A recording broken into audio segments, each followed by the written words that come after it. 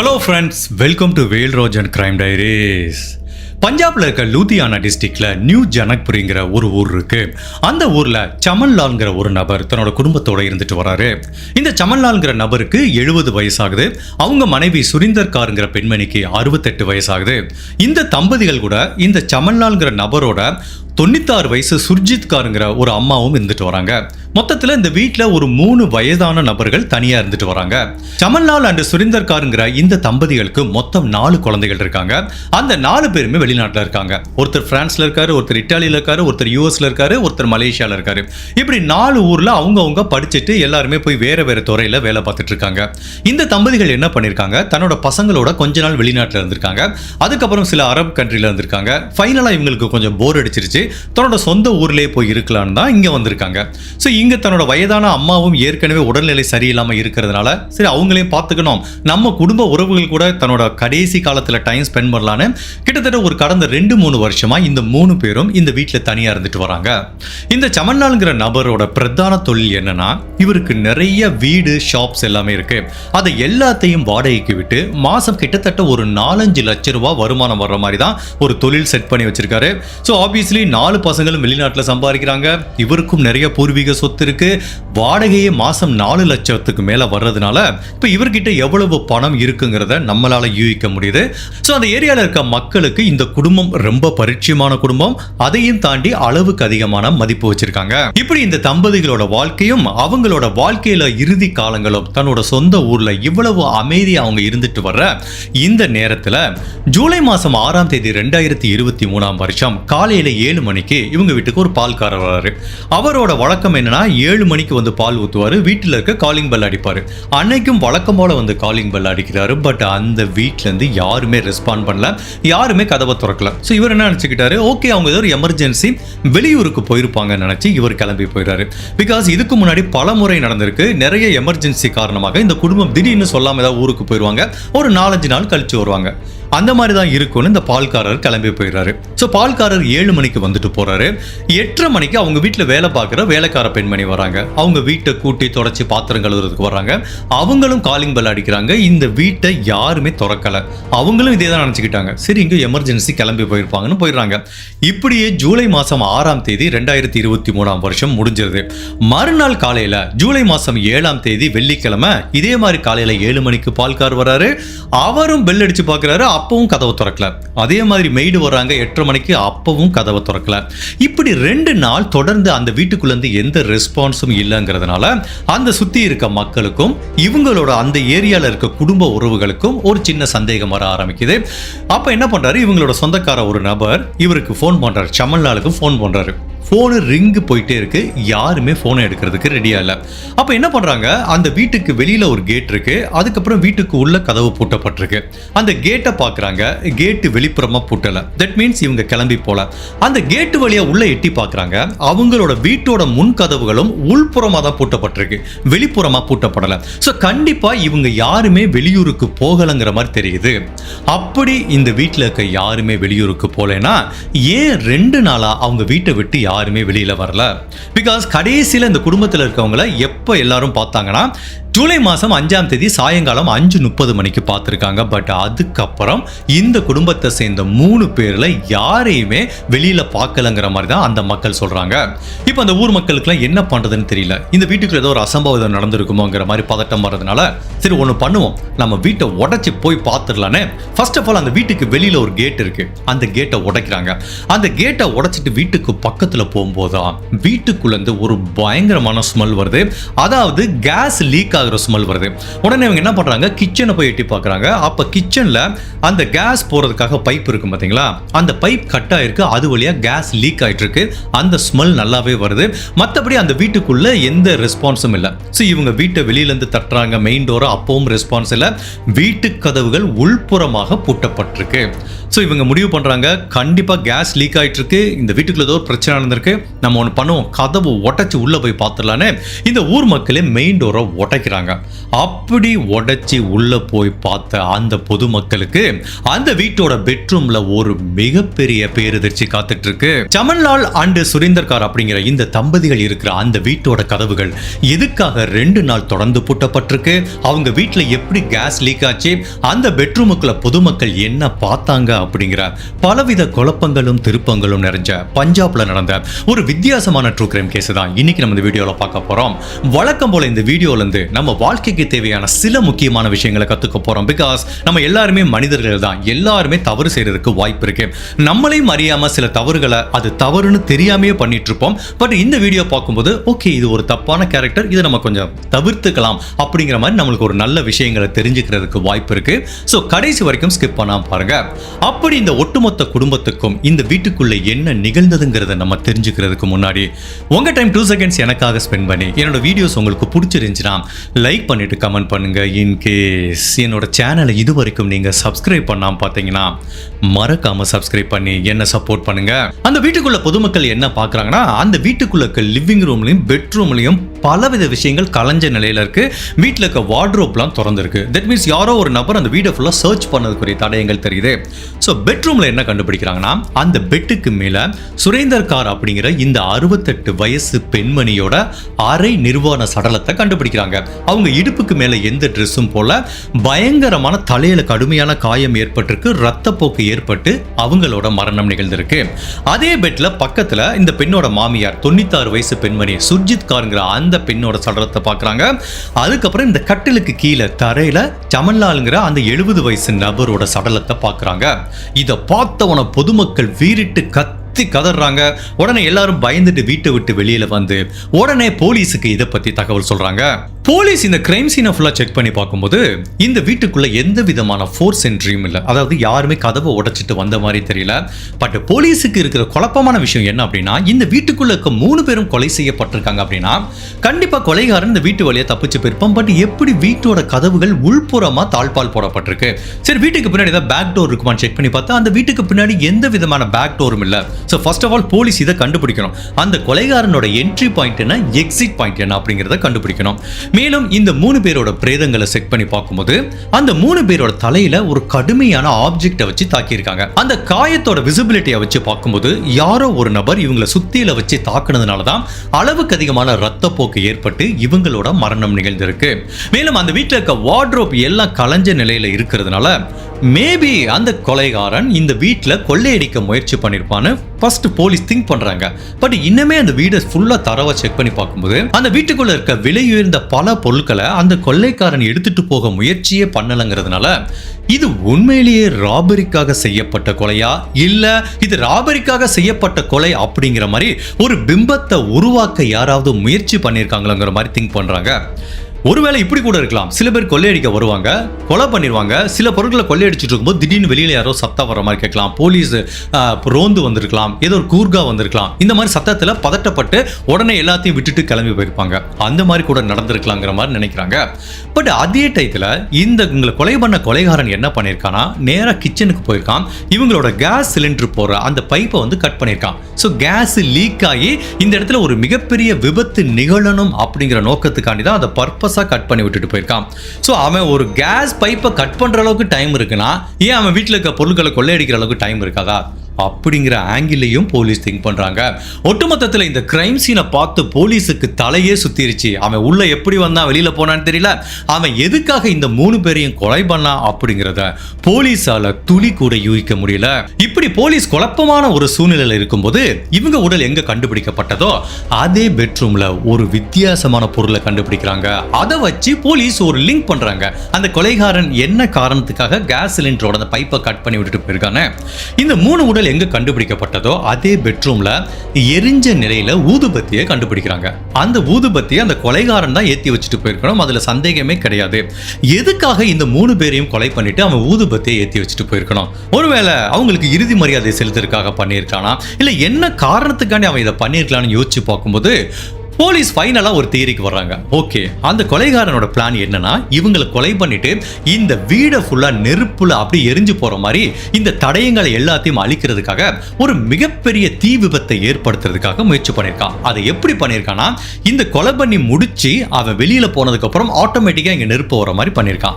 So first of all கிச்சன்ல போயிட்டு gas cylinder பைப்பை கட் பண்ணியிருக்கான். அப்ப கேஸ் லீக் ஆக ஆரம்பிக்கும். அந்த கேஸ் என்ன ஆகும், கிச்சன்ல இருந்து அப்படி வீடு ஃபுல்லா பரவ ஆரம்பிக்கும்.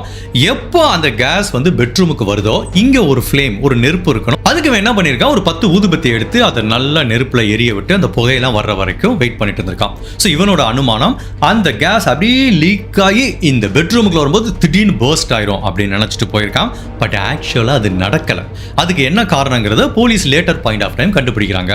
ஸோ ஒட்டுமொத்தத்தில் இதுதான் அந்த கொலைகாரனோட பிளான் அப்படிங்கிற மாதிரி தெரியுது. ஸோ போலீஸ் அடுத்து அவங்க விசாரணை எங்க இருந்து ஆரம்பிக்கிறாங்கன்னா, அந்த கொலைகாரன் எப்படி உள்ள வந்தா, எப்படி வெளியில போயிருக்கிறதுக்கு வாய்ப்பு இருக்குன்னு. முன் கதவு வழியா வாய்ப்பு இல்லை, ஏன்னா அது உள்புறமா பூட்டப்பட்டிருக்கு. பின் கதவும் இவங்க வீட்டில் கிடையாது. அப்போ ஒரே வழி என்ன, ரூஃப், மொட்டை மாடியில தான் வந்திருக்க முடியும். அப்படி மொட்டை மாடியில போய் போலீஸ் பார்க்கும்போது இவங்க மொட்டை மாடியில கிட்டத்தட்ட ஒரு 4-5 அடி உயரத்துக்கு சுத்தி சுவர் இருக்கு. பட் யாராவது ஒரு நபர் இவங்க வீட்டுக்குள்ள வரணும்னா மேபி இந்த மொட்டை மாடி சுவர் வழியா ஏறி உள்ள வந்திருக்க முடியும். பட் அந்த சுவர் வழியா யாரு வர முடியும்னா, இவங்க பக்கத்து வீட்டில் இருக்க ஒரு நபர், ஒரு 5 அடி சுவர் ஈஸியா அவர் வரலாம், இல்ல இந்த பக்கம் இருக்கிற ஒரு நபர் வரலாம். இப்போ அந்த 2 வீட்டில் யாரு இருக்காங்க போலீஸ் விசாரிக்கிறாங்க. இடது பக்கம் இருக்கிற வீட்டில் யார் இருக்காருன்னா, ராபின் அலைஸ் முன்னா அப்படிங்கிற 42 வயசு மதிக்கத்தக்க ஒரு ரிக்ஷா டிரைவர் இருக்காரு. அவரும் எங்களுக்கு கிட்டத்தட்ட ஒரு தூரத்து உறவு முறை தான் வருது. இப்போ அவர் கூப்பிட்டு விசாரிக்கிறாங்க. இல்ல சார், நான் நாள் ஃபுல்லா ரிக்ஷா ஓட்டுறேன், எனக்கு உண்மையிலேயே இந்த குடும்பத்தோட அவ்வளோ டேர்ம் சரியில்லை, கொஞ்சம் சின்ன சின்ன பிரச்சனைகள் இருக்கு குடும்ப உறவு சம்பந்தமா, அதனால எனக்கு அவங்களோட அவ்வளோ லிங்க் இல்லை சார், நான் அவ்வளோ பேசுறது இல்லை, எனக்கு என்ன நடந்துச்சுன்னு எனக்கு தெரியாதுங்கிறாரு. சரி, இந்த பக்கம் இருக்க வீட்டில் யாருன்னு கேட்டா, அதுவும் இந்த சமல்நாளுக்கு சொந்தமான வீடு தான். அங்க ஒரு நபர் வாடகைக்கு இருந்திருக்காரு. பட் அந்த வாடகைக்கு இருந்த நபர் கூட இந்த வீட்டு ஓனர் சமல்நாளுக்கு பல நாளா பிரச்சனை வந்துட்டு வந்திருக்கு. பிகாஸ் இந்த வாடகை வீட்டில் நம்மளுக்கே தெரியும், இது சரியில்லை, அது சரியில்லை, இதை ரிப்பேர் பண்ணி கூட நிறைய கேட்பாங்க. அதை வாடகையிலேருந்து அந்த அமௌண்ட்டை எடுத்துக்க சொல்லுவாங்க. ஸோ இந்த மாதிரி நிறைய பிரச்சனை இருந்ததுனால அந்த வாடகைக்கு இருக்க நபர் மேலேயும் சந்தேகம் வருது. ஸோ இப்போ இந்த 2 பேரும் கூப்பிட்டு விசாரிக்கிறாங்க. பட் இந்த 2 பேருக்கும் இந்த இன்சிடென்ட்டுக்கும் எந்த தொடர்பும் இருக்கிற மாதிரி தெரியல. ஒரு சின்ன சின்ன பிரச்சனை இருக்கு. பட் அதுக்காக இவங்க 2 பேரும் இந்த கொலையை பண்ணியிருக்க வாய்ப்பு இல்லை. ஸோ இவங்க பக்கத்து வீட்டுக்காரங்கிறதுனால இவங்க தான் அந்த ரூஃப் டாப் வழியா உள்ள வந்திருப்பாங்கன்னு சொல்ல முடியாது. யாரு வேணாலும் வரலாம். இது எல்லாமே ஒரு நெருக்கமா வீடுகள் இருக்க ஏரியா. ஒரு வீட்டில் ஏறி குதிச்சு அழகா அந்த வீட்டுக்குள்ள வரலாம். ஸோ அதனால ஒரே ஒரு விஷயம் மட்டும் போலீஸுக்கு புரியுது, அந்த கொலைகாரன் எப்படி உள்ள வந்தா, எப்படி வெளியில போனா அப்படிங்கறத மட்டும் யூகிக்க முடியுது. எந்த ஒரு கொலை கேஸ்லயும் சரி, கொலை எப்போ நடந்தது அப்படிங்கிற எக்ஸாக்டான டைம் லைன் தெரிஞ்சாதான் நம்ம ஒரு சஸ்பெக்டா உள்ள ஒருத்தனை கொண்டு வரும்போது அவன் அத்தனை மணிக்கு எங்க இருந்தாங்கிறத நம்ம பார்த்து விசாரணை பண்ண முடியும். ஸோ போலீஸ் இனிஷியலா என்ன நினைச்சாங்கன்னா, ஜூலை மாதம் 6ஆம் தேதி 2023ஆம் வருஷம் பால்காரர் 7 மணிக்கு வந்தாரு. அப்ப கதவை திறக்கலாம். என்ன அனுமானம், அந்த முந்தின நாள் இரவு ஜூலை மாதம் 5ஆம் தேதி நைட்டு இவங்க கொலை செய்யப்பட்டிருக்கலாங்கிறதா அனுமானம். பிகாஸ் ஜூலை மாதம் 5ஆம் தேதி ஈவினிங் இந்த குடும்பத்தை நிறைய பேர் பார்த்துருக்காங்க. ஸோ இப்படிதான் இருக்கலாங்கிற மாதிரி போலீஸ் நினைச்சிட்டு இருக்கும்போது அந்த கேஸ்ல இன்னொரு ட்விஸ்ட் நிகழ ஆரம்பிக்குது. அதாவது ஜூலை மாதம் 6ஆம் தேதி காலையில ஒரு 5:30 மணிக்கு இந்த சுரீந்தர் காருங்கிற பெண்மணி பக்கத்தில் இருக்கிற கோவிலுக்கு போயிட்டு வந்திருக்காங்க. அந்த ஏரியாவில் இருக்க சிசிடிவி காட்சிகள் அது பதிவாயிருக்கு. ஸோ 5:30 மணிக்கு கோயில் போறாங்க, 6 மணிக்குள்ள வீட்டுக்கு வந்துடுறாங்க. ஸோ ஜூலை மாதம் 6ஆம் தேதி காலையில 6 மணி வரைக்கும் அந்த வீட்டில் இருக்க 3 பேரும் உயிரோடு இருந்திருக்காங்க.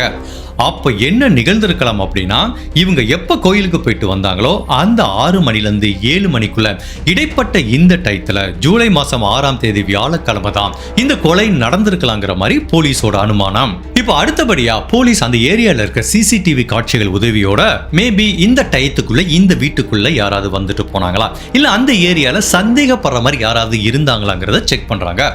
அப்போ இந்த கொலை நடந்த அந்த சமன்லாலோட வீட்டு ஸ்ட்ரீட்ல மொத்தம் 2 சிசிடிவி கேமரா இருக்கு. ஒரு கேமரா அந்த ஸ்ட்ரீட்டை நோக்கி பாயிண்ட் பண்ணிருக்கு. அது கரெக்டா அவங்க வீட்டோட வாசலை நோக்கி பாயிண்ட் பண்ணல. ஸோ யார் இந்த வீட்டுக்குள்ள வந்துட்டு போனாங்க அப்படிங்கிறது தெரியாது. பட் இன்னொரு கேமரா, தொலைதூரத்தில் இருக்க கேமரா, கரெக்டா ஒரு 30-40% வந்து இந்த வீட்டோட வாசலை கவர் பண்ணிருக்கு. தட் மீன்ஸ் கொலை செய்யப்பட்ட சமன்லாலோட வீட்டோட வாசல்ல யாராவது நின்னாங்களோ இல்ல உள்ள போயிட்டு வந்தாங்களோ கண்டிப்பா அதோட விசிபிலிட்டி இருக்கும். அப்படி செக் பண்ணி பார்க்கும்போது ஜூலை மாசம் 6ஆம் தேதி காலையில ஒரு 7:30 மணி இருக்கும். சந்தேகப்படும்படியான ஒரு நபர் இந்த சமன்லாலோட வீட்டு வாசல்ல நின்னுட்டு, இந்த வீட்டு வாசல்ல காலையில தண்ணி தெளிப்பாங்க பாத்தீங்களா, வாசல்ல கூட்டி கோலம் போறது, அந்த மாதிரி தண்ணி தெளிச்சுக்கிட்டே இப்படி அவங்க வீட்டுக்குள்ளே எட்டி பார்த்திருக்காரு. ஓகே, இது ஃபர்ஸ்ட் போலீஸ் கேஷுவலா விட்டாங்க. ஒரு டைம் இல்ல, 2 டைம் இல்ல, கிட்டத்தட்ட 5 டைம் இப்படி தண்ணி தெளிக்கிறாரு. அதுக்கப்புறம் அந்த கேட் வழியா அவர் வீட்டுக்குள்ள என்ன நடக்குது அப்படிங்கறத ஒரு நபர் தொடர்ந்து கண்காணிச்சுட்டே இருக்காரு. இப்ப போலீஸுக்கு முதல் சஸ்பெக்ட் கிடைக்கிறாங்க. அந்த நபர் மேல போலீஸுக்கு சந்தேகம் வருது. பிகாஸ் கொலை நடந்த 1 மணி நேரத்துக்குள்ளேயே சந்தேகப்படும்படியா ஒரு நபர் அந்த வீட்டை எட்டி பார்த்துட்டே இருந்தாருன்னா போலீஸ் என்ன நினைக்கிறாங்கன்னா, ஒருவேளை இந்த நபர் தான் கொலை பண்ணிட்டு உள்ள கேஸை லீக் பண்ணிட்டு ஊதுபத்தியை கொளுத்தி விட்டு வந்திருக்கலாம், இன்னும் ஏன் இந்த வீடு தீப்பிடிச்சு எரியல அப்படிங்கறத செக் பண்றதுக்காக அந்த நபர் குழப்பத்தோட பார்த்துட்டு இருந்திருக்கலாங்கிற மாதிரி போலீஸ் அனுமானிக்கிறாங்க. பட் அன்பார்ச்சுனேட்டா கேமரா ரொம்ப தூரத்துல இருந்தனால அந்த நபரோட ஃபேஸ் தெரியல, அந்த கேமராவும் கிளாரிட்டி இல்ல. பட் அந்த நபரோட உடல் மொழியை, அவர் இப்படி திரும்புறது, இப்படி எட்டி பார்க்கறது, கைகளை மூவ் பண்றது, இந்த உடல் மொழியை வச்சு அந்த ஏரியா மக்கள் கிட்ட கேட்கும்போது அந்த மக்கள் இந்த நபர் யாருங்கிறத ஈஸியா ஐடென்டிஃபை பண்றாங்க. அந்த நபர் யாரும் இல்ல, கொலை செய்யப்பட்ட சமன்லாலோட சொந்தக்காரர் தான் அந்த பக்கத்து வீட்டில் இருக்கிற அந்த ராபின் அலைஸ் முன்னா அப்படிங்கிற அந்த ஆட்டோ ரிக்ஷா டிரைவர் தான். அவர் தான் இந்த மாதிரி எட்டி எட்டி பார்த்துட்டு இருக்காருங்கிற மாதிரி ஒரு தகவல் வருது. இப்போ அடுத்து உடனே அவரை சந்தேகத்தின் அடிப்படையில் விசாரணைக்காக வர சொல்றாங்க. இப்போ அவர் கூப்பிட்டு விசாரணைக்கு வரும்போது அவர் என்ன சொல்றாரு, சார் நான் ஏற்கனவே சொன்னதா, ஃபர்ஸ்ட் டைமே சொல்லிட்டு எனக்கு இதுக்கு எந்த தொடர்பும் இல்லை சார் அப்படிங்கிறாங்க. பட் இந்த நபரை 2வது முறை விசாரணை கூட்டிட்டு வர்றதுக்கு முன்னாடி போலீஸ் சும்மா வேற லெவல்ல இன்னொரு ஒர்க் பண்ணிருக்காங்க. நான் முதலே சொன்னேன், கிரைம் சீன்ல ஒரு ஊதுபத்தியை கண்டுபிடிச்சாங்க. அந்த ஊதுபத்தியோட பாக்கெட்டும் இருந்திருக்கு. அந்த பாக்கெட்டை பார்க்கும்போது இந்த ஏரியால அந்த மாதிரி ஊதுபத்தியை யார் சேல் பண்றாங்கன்னு பார்த்தா இந்த சந்தேகத்தின் அடிப்படையில் போலீஸ் ஒருத்தரை கூட்டிட்டு வந்திருக்காங்கல்ல, ராபின் அலைஸ் முன்னா, அந்த நபரோட ஒய்ஃப் வீட்டில இருந்து இந்த மாதிரி ஊதுபத்தி தயாரிக்கிற பிசினஸ் பண்ணிட்டு இருந்திருக்காங்க. ஒரு சின்ன வீட்டில இருந்து பண்ற சிறு தொழில் மாதிரி அவங்களோட பேக்கிங் தான் இதுன்னு கண்டுபிடிக்கிறாங்க. ஸோ கண்டிப்பா இந்த ஊதுபத்தியை ஏற்றி வச்ச நபருக்கும் இதுக்கும் ஒரு தொடர்பு இருக்குங்கிறதுனால தான் வீட்டில் மேனுஃபேக்சரிங் பண்ண அந்த ஊதுபத்தி தான் இவர் வந்து ஏற்றி வச்சிருக்கிறதுனால தான் இந்த ராபின் மேல போலீஸுக்கு மேலும் சந்தேகம் அதிகப்படுது. போலீஸ் இந்த மாதிரி சின்ன சின்ன தடயங்களை வச்சு, இங்க பாருப்பா உனக்கு அகைன்ஸ்டா நிறைய தடயம் இருக்கு, கிரைம் சீன்ல நிறைய ஃபாரன்சிக் எவிடன்ஸ் இருக்கு, நீ தான் பண்ணேன்னு எங்களுக்கு தெரியும், பட் எதுக்கு பண்ணதான் எங்களுக்கு தெரியாது, உண்மையை சொல்றியா இல்லையா அப்படிங்கிற மாதிரி போலீஸ் அப்படி ஒரு நூல் விட்டு பாக்குறாங்கல்ல. போலீஸே எதிர்பாராத விதமா, ஆமா சார் இதை நான் தான் பண்ணேன் அப்படிங்கிற மாதிரி இந்த ராபின் அலைஸ் முன்னாங்கிற கொலை செய்யப்பட்ட சமன்லாலோட சொந்தக்கார நபர் வந்து கன்ஃபெஷன் பண்ணிக்கிறாரு. இது உண்மையிலே போலீஸே எதிர்பார்க்காத ஒரு ட்விஸ்ட். ஓகேப்பா என்ன நடந்தது அப்படிங்கிற மாதிரி கேட்குறாங்க. அப்போ அந்த ராபின் என்ன சொல்றான், சார் இந்த ஒட்டுமொத்த குடும்பத்தையும் நான் காலி பண்றதுக்கு முடிவு பண்ணிட்டேன். அதுக்காக நான் பல விதமான ஒரு சுத்தி எல்லாம் வாங்கி வச்சிருந்தேன். எப்படியாவது இந்த ஒட்டுமொத்த குடும்பத்தையும் கருவறுக்கணுங்கிற ஒரு வெறி எனக்கு இருந்துட்டே இருந்தது. அந்த சந்தர்ப்பத்துக்காக நான் வெயிட் பண்ணிட்டு இருந்தேன். ஜூலை மாசம் 6ஆம் தேதி சுரீந்தர் காருங்கிற இந்த பெண்மணி காலையில கோயிலுக்கு போயிட்டு 6 மணிக்கு வந்தாங்க. ஸோ இந்த வீட்டில் இருக்க எல்லாரும் இருக்காங்கிறது எனக்கு தெரியும். அப்போ நான் என்ன பண்ணேன், சுத்தியில் எடுத்துட்டு என்னோட வீட்டு மொட்டை மாடி வழியா அந்த 5 அடி சுவரில் ஏறி பக்கத்து வீட்டுக்கு வந்தேன்.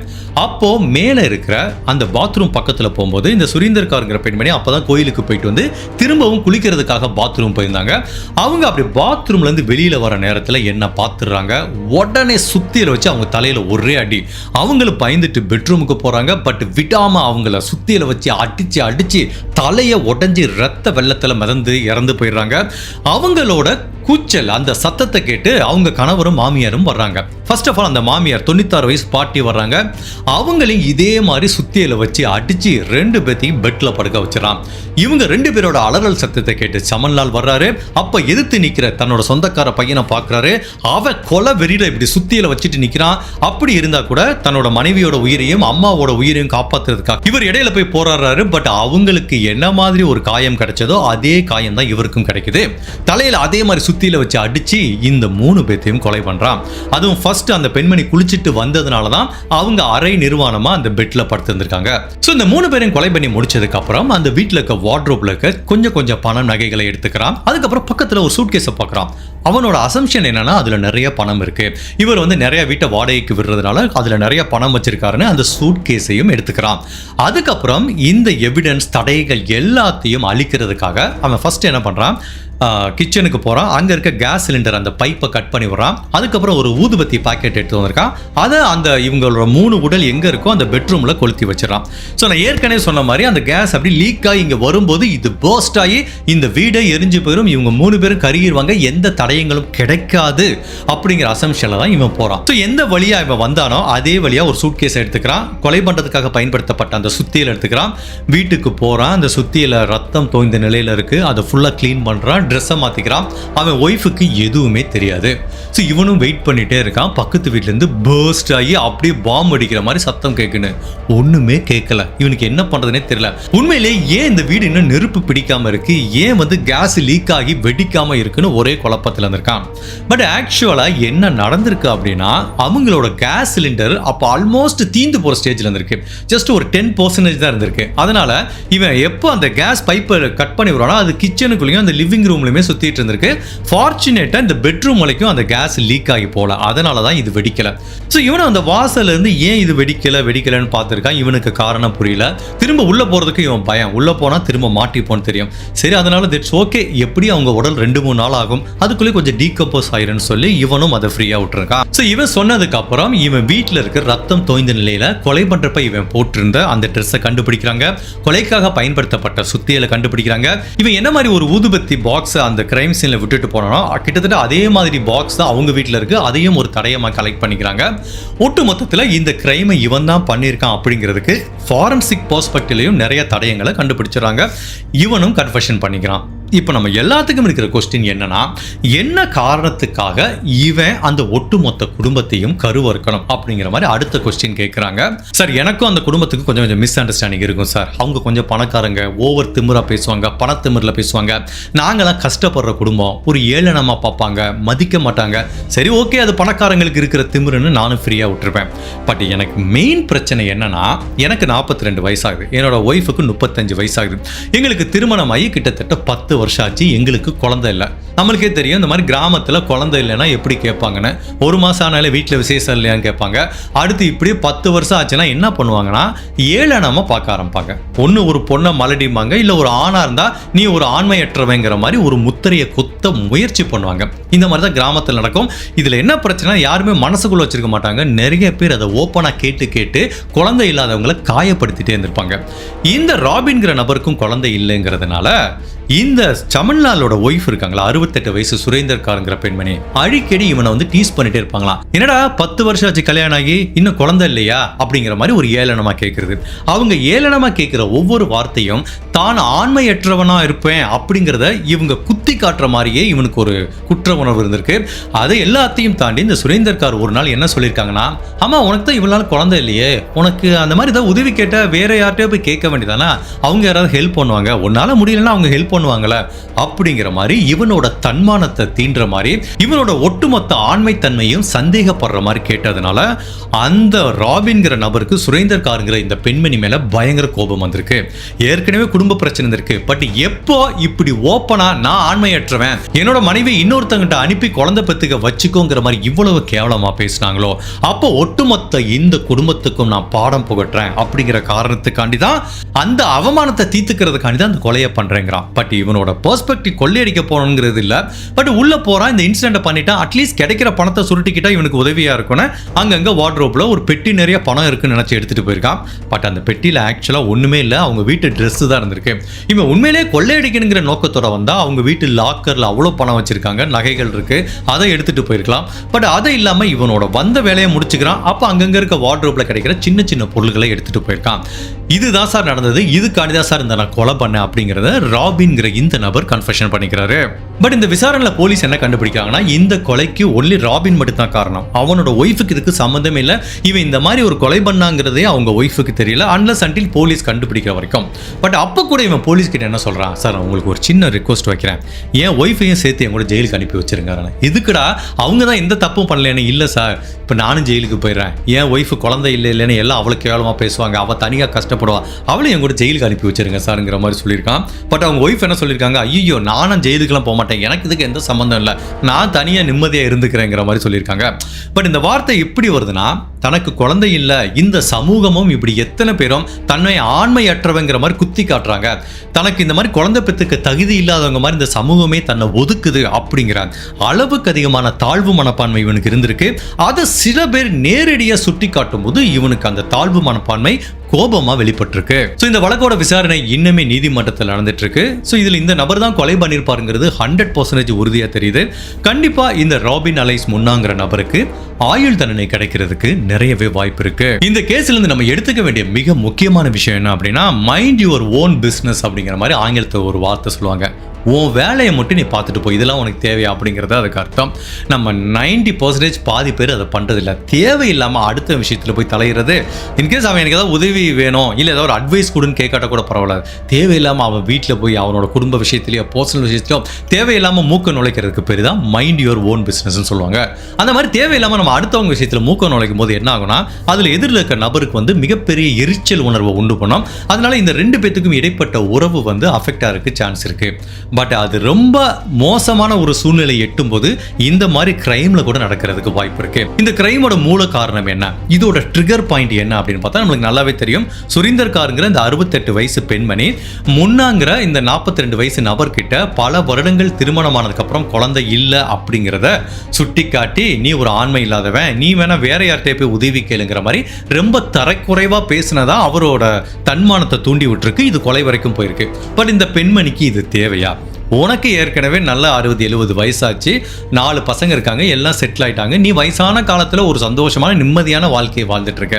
இப்போ எதுக்கு அடுத்தவங்க மனசு புண்படுற மாதிரி அதுவும் இவ்வளவு கேவலமான ஒரு கமெண்ட்டை பாஸ் பண்ணணும்? உண்மையிலேயே இந்த சுரீந்தர் காருங்கிற பெண்மணி தேவையில்லாமல் பாஸ் பண்ண இந்த கமெண்ட்டும் தான் அவங்க வேலையை பார்த்துட்டு சும்மா இல்லாமல் தேவையில்லாமல் அடுத்தவங்க விஷயத்தில் தலையிட்டதுனால தான் இவ்வளோ தூரம் ஒரு கிரைம் வரைக்கும் போயிருக்குங்கிற மாதிரி எனக்கு தோணுது. இது வந்து ஒரு மனிதனோட நேச்சர் தான், நம்ம தேவையில்லாமல் அடுத்தவங்க விஷயத்தில் போய் தலையிடுறது. அது ஏன்னா சில சமயம் நம்ம 2 காரணம் சைக்காலஜிக்கலா இருக்கு. ஒன்று, நான் பெரிய ஆளு, நான் ஒன்னை விட பெஸ்ட் அப்படிங்கிறவன் நிரூபிக்கிறதுக்கு. இல்லை, நான் ரொம்ப சக்ஸஸ் ஆனவன், நான் வாழ்க்கையில் நிறைய சக்ஸஸ் ஆயிருக்கேன், அதனால இந்தா உனக்கு நான் அட்வைஸ் தர்றேன், இல்லைன்னா இந்த வாங்கிக்கோ, இதை நீ எடுத்துட்டு பண்ணு அப்படிங்கிற மாதிரி அவங்க யாருமே வந்து உதவி கேட்காட்டா கூட இவங்களே வாலண்டியரா போய், நீ ஏன் இப்படி பண்ற, இது உனக்கு சரியா இருக்காது, நீ இதை பண்ணு அதை பண்ணு, ஒருத்தன் கார் வாங்கணும், இப்போ அவன்கிட்ட போய் இந்த காரை வாங்க அந்த கார் வாங்குன்னு அப்படின்னு சொல்லிட்டு இவங்களோட சுப்பீரியரான ஃபீலிங்கையும் இவங்க திறமையானவங்க நான் தான் பெஸ்ட் அப்படிங்கிறத காமிக்கிறதுக்காண்டி தான் நிறைய பேர் இந்த விஷயத்துல உள்ள வருவாங்க. அவன் வேலையை பார்க்காம தேவையில்லாம அடுத்த விஷயத்துல மூக்க நுழைச்சிட்டு இருப்பான். இது உண்மையிலேயே ஒரு மிகப்பெரிய எரிச்சல் உணர்வை தான் உண்டு பண்ணும். இது லைஃப்ல நம்ம பல பேர் தெரியாமே பண்ணிட்டு இருப்போம். உண்மையிலேயே அப்படி நம்ம பண்றோம்னே தெரியாது. ஸோ என்ன கேட்டா இந்த இன்சிடென்ட்டுக்கு அப்புறம் இது ஒரு பெஸ்ட் எக்ஸாம்பிளா நம்ம எடுத்துப்போம். இது ஒன்று தவறான மோசமான கேரக்டர்னு சொல்ல முடியாது. இது ஒரு மனித இயல்பு. எல்லா மனிதனுமே நான் பெஸ்டா இருக்கேன்னு அடுத்தவங்க கிட்ட காமிக்கிறதுக்கு முயற்சி பண்ணுவான். தன்னோட சக்சஸ் அடுத்தவங்க முன்னாடி காமிக்கிறதுக்கு எல்லாருமே விருப்பப்படுவோம். இது மனித நேச்சர் தான். பட் இந்த மாதிரி தேவையில்லாம மூக்க நுழைக்கும் போது என்ன ஆகுனா, அது அவங்கள ஹர்ட் பண்ணும். இப்போ இந்த விஷயத்தில் இருக்க மாதிரி குழந்தை இல்லை அப்படிங்கிறது அவன் பிரச்சனை. 10 வருஷம் என்ன ஆச்சுமா, இன்னும் குழந்தை இல்லையா, டாக்டரை பார்த்தியா, இங்கே பார்க்க வேண்டியதான், இங்கே ஒரு IVF இருக்குது, அதெல்லாம் அவங்களுக்கு நம்மளுக்கு தேவையா, அவங்களுக்கு தெரியும். நீ ரொம்ப க்ளோஸு, உங்ககிட்ட வந்து ஐடியா கேட்குறாங்க, சஜஷன் கேட்டால் சொல்லலாம். அதை விட்டுட்டு நீயா போய் உனக்கு என்ன குழந்தை இல்லையா, இதை போய் பாரு அப்படின்னு சொல்கிறது நம்மளுக்கு தேவையில்லாத வேலை. நம்ம வேலை அது கிடையாது. அது அவங்க வேலை, அவங்க பார்த்துப்பாங்க. ஏதாவது உதவி தேவைன்னு வந்து கேட்டால் மட்டும் நம்ம சஜஷன் சொல்லலாம். தேவையில்லாமல் போய் சொல்கிறதுக்கு பேர் தான் இந்த மைண்ட் யுவர் ஓன் பிஸ்னஸ் அப்படிங்கிறது. இதுக்கு நான் ஹிஸ்ட்ரியில் ஒரு கதை படிச்சிருக்கேன், ரொம்ப இன்ட்ரெஸ்டிங்காக இருக்குது, அதை நான் சொல்கிறேன். அலெக்சாண்டர் தெரியும், ஒரு மிகப்பெரிய கிரேக்க பேரரசர். இந்த உலகத்தை ஃபுல்லாக பல கண்ட்ரிகளை வென்று பல சாதனைகளை படைச்ச அந்த அலெக்சாண்டருங்கிற ஒரு நபர். அவர் ஒரு நாள் என்ன பண்ணுறாரு, தன்னோட படைகளோட போருக்கு போகிறாரு. ஒரு பயங்கரமான போர் ஜெயிச்சிட்டாரு. அப்போ திரும்ப தன்னோட சொந்த நாட்டுக்கு வர்றாரு. அவருக்கு வந்து நல்ல பயங்கரமான வரவேற்பு கொடுக்குறாங்க.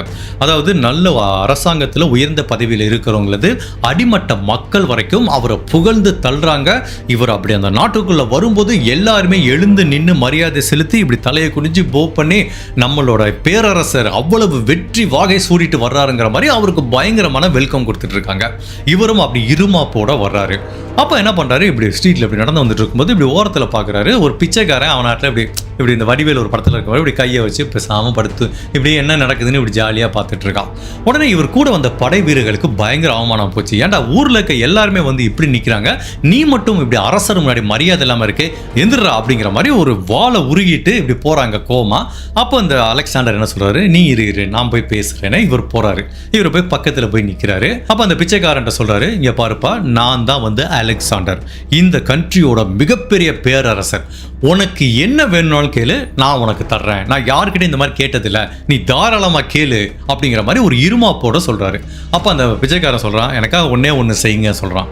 என்ன வேணும் உனக்கு அப்படின்னு கேட்குறாரு. கொஞ்சம் தள்ளிக்கிறீங்களா, சன்லைட் வந்துட்டு இருந்துச்சு, நீங்கள் தேவையெல்லாம் வந்து நின்னதுனால சன்லைட் மறைஞ்சிருச்சு அப்படிங்கிற மாதிரி சொன்னான் பாருங்க அந்த பிச்சைக்காரன். உண்மையிலேயே இவரோட ஃபேஸே இருண்டு போச்சு. அதுக்கப்புறம் சுற்றி இருக்க படை வீரர்கள், ஆகா நம்ம பேரரசரை அவமானப்படுத்திட்டான, இவனை நான் கொல்லாமல் விட மாட்டேன்னு வர்றாங்க. அப்போ இந்த அலெக்சாண்டர் ஒரு நிமிஷம் சுதாரித்து சொல்கிறாரு, நீங்கள் எல்லாம் விளைவிக்கோங்கிறாரு. அப்போ தன்னோட படை வீரர்கிட்ட சொல்கிறாரு, அவன் சொன்னதில் என்ன தப்பு இருக்குன்னு நினைக்கிறீங்க? ஒரு தப்பும் கிடையாது. உண்மையிலேயே அவன் சொன்ன ஒரு வார்த்தை என்னை பலவிதமாக திங்க் பண்ண வச்சிருக்கு. நான் இந்த நாட்டோட ஒரு பேரரசர் அலெக்சாண்டரை இல்லாமல் இருக்கேன்னு வச்சுக்கோங்களேன், இந்த மாதிரி ஒரு பிச்சைக்காரனாக தான் இருக்க நான் ஆசைப்படுறேன் அப்படிங்கிற மாதிரி அவர் சொல்லியிருக்காரு. ஸோ இந்த ஸ்டோரி வந்து நம்ம எடுத்துக்க வேண்டிய சின்ன விஷயம் என்ன அப்படின்னா, அந்த பிச்சைக்காரன் என்ன பண்ணியிருக்கான், அவன் வேலையை பார்த்துட்டு இருந்திருக்கான், கரெக்டாக இருந்திருக்கானா இல்லையா? நீ எவன் வேணாலும் வா, எனக்கு அதை பற்றி கவலை இல்லை. நீ எத்தனை கன்றங்களையோ நாட்டையோ வெண்டு வந்து கொடுத்தா எனக்கு எதுவும் கிடைக்க போகிறா, நான் இதே மாதிரி பிச்சை எடுக்க தான் போகிறேன். என் வாழ்க்கையில் பெரிய மாற்றம் இல்லை, அதனால் நான் சாப்பிட்றேன், நல்லா யாரோ கொடுப்பாங்க, சாப்பிட்டு தூங்கிட்டு இருக்கேன், அழகாக காற்று வருது, சன்லைட் வருது, நீ தேவையெல்லாம் வந்து அந்த சன்லைட்டை மறைச்சிட்டு இருக்கேடா அப்படிங்கிற மாதிரி அவர் வேலையை பார்த்துட்டு அவர் போயிருக்காரு. அப்போ அவர் எப்படி இருக்குது லைஃபு? பீஸ்ஃபுல்லாக இருக்குது, ஃப்ரீடமாக இருக்காரு.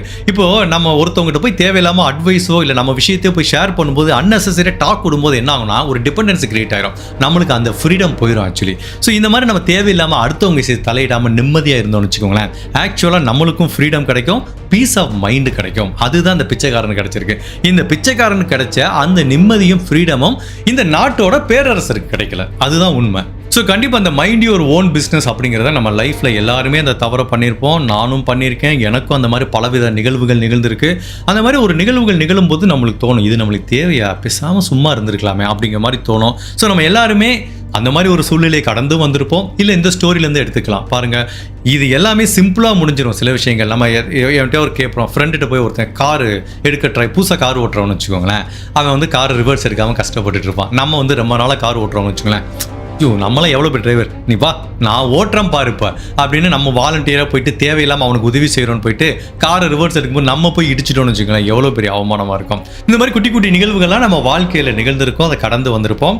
பட் சில சமயம் இப்போ இந்த கேஸில் இருந்த மாதிரி அது ஒரு பேராபத்தில் கொலை வரைக்கும் போகிறது கூட வாய்ப்பு இருக்குது. ஸோ இதுக்கப்புறம் வாழ்க்கையில் நம்மளுக்கே 1000 பிரச்சனை இருக்குது. எவன் வாழ்க்கையாவது பிரச்சனை இல்லாமல் இருக்கா சொல்லுங்கள்? எவனாவது நிம்மதியாக இருக்கானா?